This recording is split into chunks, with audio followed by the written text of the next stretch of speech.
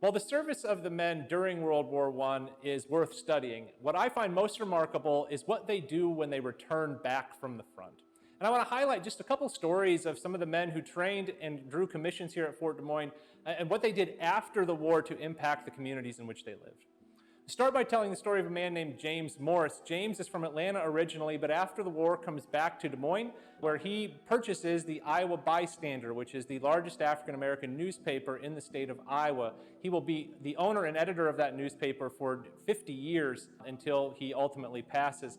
He also is a civil rights leader here locally, is the head of the NAACP in Des Moines for a period of time, and was really a pillar of the black community in town. Another man worth mentioning is a man named Dr. Frank Boston. Dr. Boston trained here as a doctor and then served in World War I. When he comes back, he goes back to his native Philadelphia, where he starts an ambulance service and ultimately a hospital. He will earn 2 presidential citations for his service to his community after the war. Another doctor who trains here, Dr. James Wright, is known as Mr. Harlem Hospital for his decades of service to a hospital in Harlem, New York. Charles Howard, a Fort Des Moines graduate, comes back to Des Moines after the war. He gets his law degree from Drake University, and he tries to join the American Bar Association. He is denied entry to the American Bar Association because of the color of his skin, and so he and several other individuals who also served at Fort Des Moines start what is called the Iowa Negro Bar Association.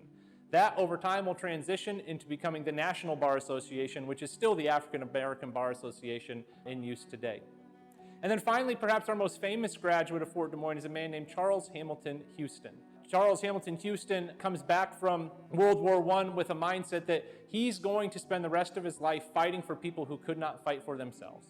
And so he uses his legal training first to be the dean of Howard University Law School. He's an editor of the Harvard Law Review and will ultimately join the NAACP Legal Counsel, where he will argue 8 cases before the Supreme Court, winning 7 of them.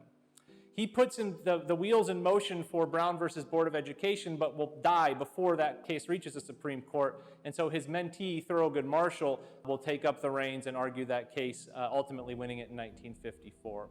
Today, Charles Hamilton Houston is known as the man who killed Jim Crow, and I can think of no better testimonial to him than the quote from his mentee, Thurgood Marshall, who said, "The rest of us were just carrying his bags." What's unique about these men is that they all have one common experience: Fort Des Moines and their service here, and the leadership lessons that they learned here that they then applied to the remainder of their lives to positively impact their communities and the country as a whole.